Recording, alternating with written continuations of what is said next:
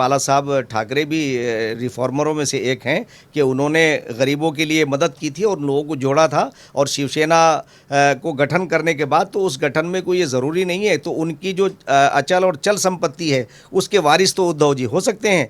मैं समझता हूँ कि पॉलिटिकली तो वारिस वो होगा जिसमें जान होगी, वही आगे बढ़ेगा। तो अगर एकनाथ शिंदे ये दावा कर रहे हैं और शिवसेना की अक्सरियत उनके साथ है तो जाहिर बात है कि वही उसके नेता होने चाहिए। मैं आपसे ये कहना चाहता हूँ कि श्री नरेंद्र मोदी जी और एकनाथ शिंदे जी, ये इन्हें अगर अल्लाह पाक ईश्वर इन्हें बिठा रहा है, कमज़ोरों को ये दिखा रहा है कि हम कमज़ोरों को भी सरकार देंगे, तो मैं आज ये कहना चाहता हूँ कि वहाँ के लोगों से कि आप उन्हें काम करने का मौका दीजिए। मौलाना जी, महाराष्ट्र में एकनाथ शिंदे की सरकार बन चुकी है और जिस तरीके से वो मुख्यमंत्री बने हैं, तो वहीं दूसरी तरफ संजय राउत से लेकर तमाम जो उद्धव ठाकरे के गुट के नेता हैं वो लगातार सरकार को लेकर बयानबाजी कर रहे हैं। और संजय राउत का कहना है कि ये सरकार जो है वो 6 महीने में टूट जाएगी। और वहीं उनका कहना है कि जो शिवसेना यानी कि जो लोग उद्धव ठाकरे को छोड़ के गए हैं वो असली कारण बताएं, बहाने न बनाएं। किस तरीके से देख रहे हैं सरकार की महाराष्ट्र की इस राजनीति को?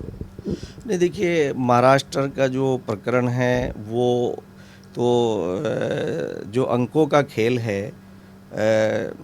उद्धव ठाकरे जी के पास में जो विधायकों का जो समर्थन था, वो उसमें उनके पास से जो संख्या होनी चाहिए थी वो संख्या ख़त्म हो गई और वो संख्या एकनाथ शिंदे के साथ गई। तो एकनाथ शिंदे जो है वो वहाँ के मुख्यमंत्री हो गए। देखिए कितना खूबसूरत हमारा देश का जो लोकतांत्रिक जो हमारी व्यवस्था कितनी मजबूत है कि जिसके पास समर्थन है वही मुख्यमंत्री होगा। यानी एक ज़माना था कि जब राजा महाराजा होते थे तो आपस में लड़ते थे, एक दूसरे के स्टेट के ऊपर हमला करता था। आज इस लोकतंत्र की खूबसूरती ये है कि अगर आपका समर्थन यानी आप अल्पसंख्यक अल्पमत में आ गए तो आप मुख्यमंत्री रहने का अधिकार ख़त्म कर दिया आपने संविधान के अनुसार। तो अब जाहिर बात है, तो अब जो अपोजिशन पार्टी है उसे इस बात का ध्यान देना चाहिए और उसका सम्मान करना चाहिए कि जो समर्थन एकनाथ शिंदे को मिला है तो वो उन्हें स्वीकार करना चाहिए। मैं समझता हूँ कि संविधान के अनुसार जो है उन्हें वहाँ के गवर्नर भगत सिंह कोश्यारी जी ने उन्हें शपथ दिलाई है और संविधान के ही अनुसार जो है वो मुख्यमंत्री बने हैं। तो अब अपोजिशन में जो शिवसेना का जो छोटा गुट रह गया है उन्हें उनका सहसम्मान, उन्हें इज्जत के साथ में मुख्यमंत्री को काम करने देना चाहिए। यही हमारी लोकतांत्रिक व्यवस्था है, हमारा लोकतंत्र इससे मजबूत होगा।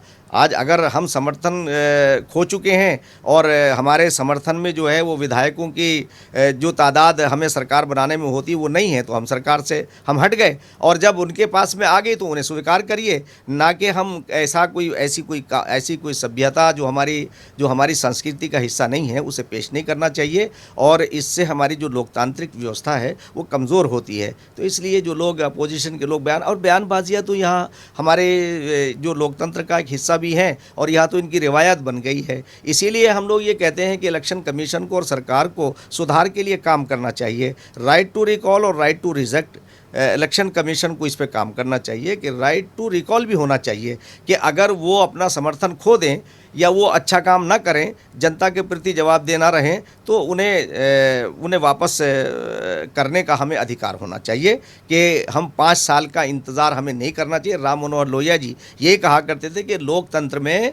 लोकतंत्र जो है वो 5 साल जिंदा कौमें इंतज़ार नहीं करती कि अगर कहीं व्यवस्था में ख़राबी है तो हम 5 साल तक उसको क्यों झेलेंगे, बल्कि हमें तो जो है अच्छी व्यवस्था के लिए, ताकि आम जनमानस के कल्याण के काम, उनके विकास के कार्य ना रुकें। ये तो सेवक हैं। जैसा कि सर अभी आपने कहा कि लोकतंत्र की यही खूबसूरती है कि जिसके पास संख्या है उसी की सरकार बनेगी, पर उसके बावजूद भी जिस तरीके से उद्धव ठाकरे और संजय राउत की बौखलाहट बार बार पे निकलकर सामने आ रही है इस नई सरकार को लेकर, किस तरीके से क्या कहेंगे इस पर?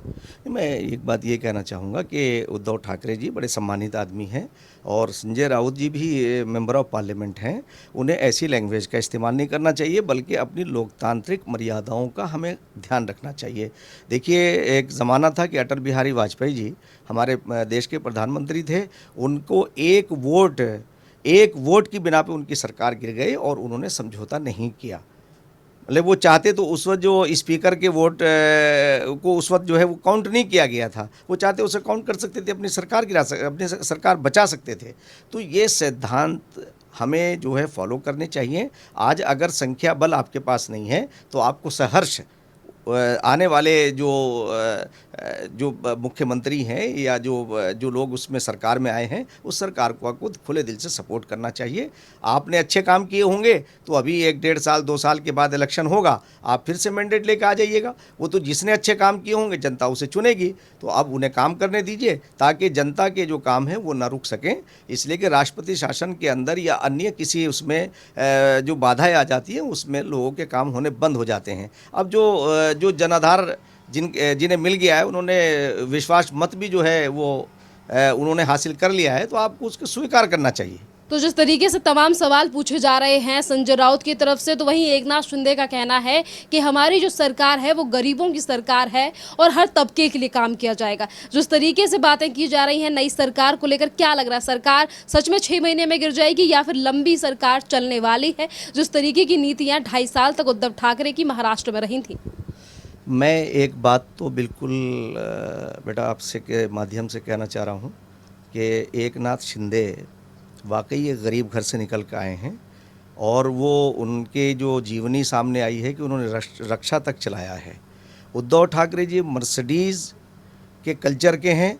तो मैं आज आपको ये बता दूं कि एकनाथ शिंदे अगर ईमानदारी से काम करेंगे तो बहुत सक्सेस रहेंगे। इसलिए कि मैं कल ही जो है ये मेरे सामने वो इधर कुरान रखा है, मैं आपको आज मुझे इसलिए मैं उसका उल्लेख कर रहा हूँ कि मैं पढ़ रहा था कि हम चाहते हैं कि दुनिया में ज़मीन पर जिन लोगों को कमज़ोर किया गया है हम उन्हें ताकत देंगे, और ताकत हुकूमत देंगे, यानी और हुकूमत ही नहीं, हम उन्हें ज़मीनों का भी वारिस बना देंगे।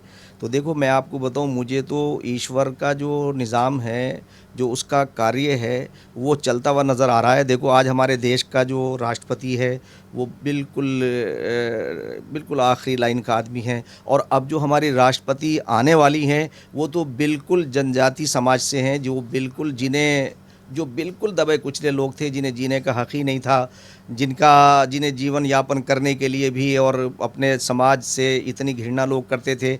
आज वो उस मालिक ने उस देश की वो मालिक बनने जा रही हैं, यानी अंडर कॉन्स्टिट्यूशन राष्ट्रपति देश का प्रथम नागरिक होता है, मालिक होता है, सरकार उसी की होती है। जब पार्लियामेंट के अंदर बिल आता है, जो उसकी शुरुआत होती है पार्लियामेंट की, तो दोनों सदनों को एड्रेस करता है, तो और वो कहता है मेरी सरकार, यानी भारत सरकार मेरी सरकार। तो भारत का राष्ट्रपति और भारत का प्रधानमंत्री, आप अगर गौर करें, मैंने अभी माननीय प्रधानमंत्री श्री नरेंद्र मोदी जी की माँ के जन्मदिन पर जब वो अपनी माँ के पास जाते हैं तो मैंने ये देखा कि बिल्कुल एक साधारण इंसान की तरह उनके भाइयों पर मैंने नज़र डाली, उनके परिवार के लोगों पर नज़र डाली, क्योंकि कैमरे के सामने जब आते हैं तो मैंने जो मैंने अक्स किया है, मैंने ये महसूस किया है कि बिल्कुल प्रधानमंत्री एक आम परिवार से है। अब तक तो लोग कहा ही करते थे कि भाई वो एक चाय वाला कहते थे। तो मैं आपको ये बता दूं कि ये ईश्वरीय विधान है, और हमारा मालिक, यानी मैं तो ये कह रहा हूँ अपने हिंदुस्तान के लोगों से, अरे भाई इन चक्करों मत पड़ो, आपस में लड़ो नहीं। आप ये देखिए कि ईश्वर क्या चाहता है, अल्लाह क्या चाहता है, अल्लाह खुदा ईश्वर। तो मैंने कुरान के अंदर एक आयत पढ़ी, तो उसमें मुझे मिला, उसमें वो आयत में मैं पढ़ देता हूँ, वो नुरीदू अन्ना मुन्ना अल्लज़ीनस्तुज़ीफ़ू फ़िल अर्ज़ वला नजअलहुमुल वारिसीन, यानी हम चाहते हैं कि हम कमज़ोरों को, जिन्हें सताया गया, उन्हें हम हुकूमत दें, और हुकूमत ही नहीं, हम उन्हें ज़मीनों का भी वारिस बनाएंगे। ये ईश्वर कह रहा है, ईश्वर वाणी। मैं वेद और कुरान को दोनों को ईश्वर वाणी कहता हूँ, क्योंकि वेद के मायने भी किसी किताब के नहीं हैं, ज्ञान के हैं, जो सीना बसीना आया है। इसी तरह से कुरान के मायने भी किताब के नहीं हैं, ज्ञान के हैं।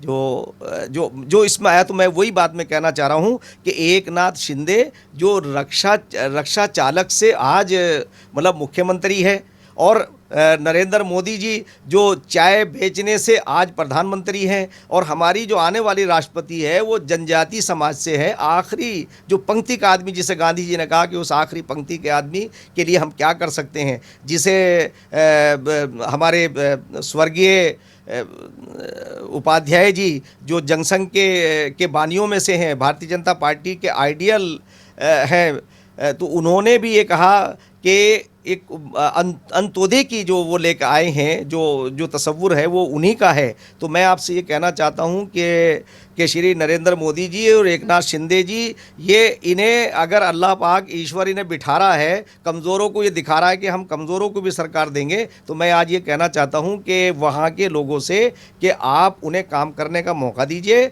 और वो काम करेंगे तो आम जनमानस को और सरकार से भी मैं ये बात कहना चाहूँगा एकनाथ शिंदे से कि तुम्हें मौका मिला है तो गरीबों का वाकई उनका कल्याण करो, ताकि तुम दोबारा से फिर फुल फ्लेज जो है फिर मुख्यमंत्री बनकर के आओ। मेरा एक लास्ट सवाल है कि जिस तरीके से महाराष्ट्र में शिवसेना को लेकर अब रार छिड़ी हुई है, एक तरफ उद्धव ठाकरे का जो गुट है वो ये कह रहा है कि ये शिवसेना हमारी असली शिवसेना है क्योंकि बाला साहब ठाकरे के बेटे हैं। वहीं जिस तरीके से मार्जिन देखा जाए, अंक देखे जाए तो विधायकों से लेकर पार्षदों की जो संख्या है वो एकनाथ शिंदे के ऊपर ज्यादा है और एकनाथ शिंदे का भी यही कहना है कि बाला साहब ठाकरे के असली उत्तराधिकारी हम हैं। किस तरीके से देख रहे हैं, किसकी होगी शिवसेना?